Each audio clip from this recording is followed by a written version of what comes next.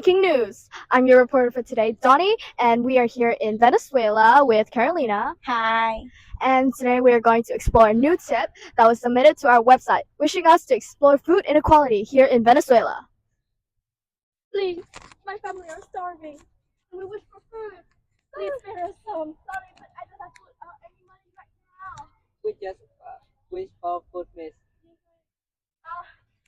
We are sorry. Oh my god! Oh my god! Breaking news! I'm a reporter for today's program, and today I'm going to explore a recent tip that was submitted to our website, wishing us to share about food inequality in Venezuela. For context, a United Nations expert urges Venezuela to address root causes of hunger and malnutrition, citing reports that nearly 82% of Venezuelans live in poverty and 53% live in extreme poverty with incomes insufficient of a basic food basket, which is why we are currently here in Caracas, the capital of Venezuela. Oh, excuse me, ma'am. I'm a reporter for today's program. Can I take some of your time to interview you? Oh, sure. I'm Anna Arinal. I'm a teacher from X Elementary School. Oh, say, Anna, what is your experience with food insecurity lately? It's all price are rising every week, and I can't afford basic things like meat, rice, or flour. I mostly go with something cheaper like peanut pasta, but sometimes that is even too much for me. Oh, and how do you manage with these rising prices? I mostly buy in bulk when I can or barter with my neighborhood. Sometimes my family send money from abroad, but even that is not enough for me to cover everything.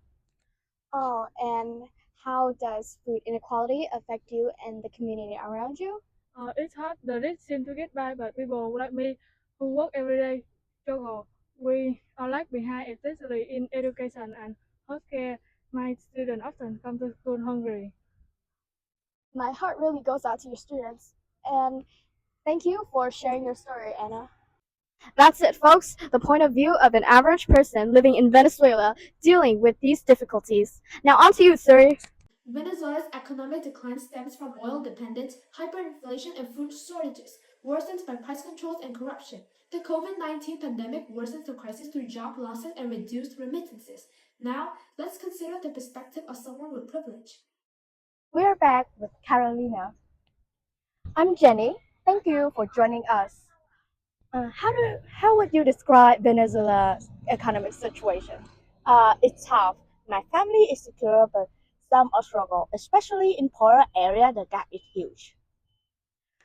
So, how do you feel to live inequalities? It's heartbreaking. Some family live comfortably, but some have barely food to eat. It makes me feel so guilty. So what do you do to help those struggling? Well, we donated to charities such as Caritas Venezuela, is a Catholic humanitarian organization that provided nutrition and food for the children in low-income community. We also donate to the South America Initiative that they provided humanitarian aid to the people across South America and supporting the orphan children. Thank you for your time, Carolina. Many Venezuelans, like Anna, struggle with basic needs. Over 7 million have left the country, while 15% face food inequality. 40% experience food insecurity. Rising prices and supply disruptions have led to malnutrition, with over 30% of children under 5 malnourished. Now we're at Chavez Family Farm. Joss, how has climate change affect your farming?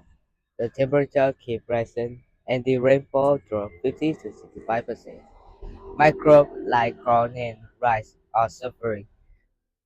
Sometimes we have lost half a year. So how about the illegal mining? How has it affect your farm? It's destroying the land. Deforestation and pollution from mercury run to soil and water make the farming more harder. And how about water crisis? How has it affect your work? Uh, so we don't have good irrigation. The water is unreliable, and the food insecurity is more worse and worse. Have fertilizer plants help you? Yes, But the inflation and the tight credit make it hard. The land helps, but it's still not cover everything. Um, and what is the future of farming in Venezuela? If not improving, the farming is impossible.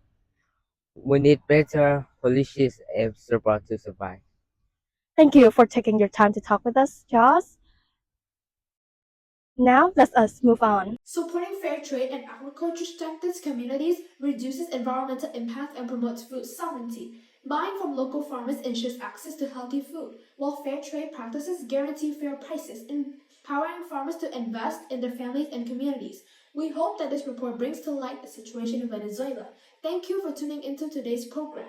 That's it for Winter News, and see you soon.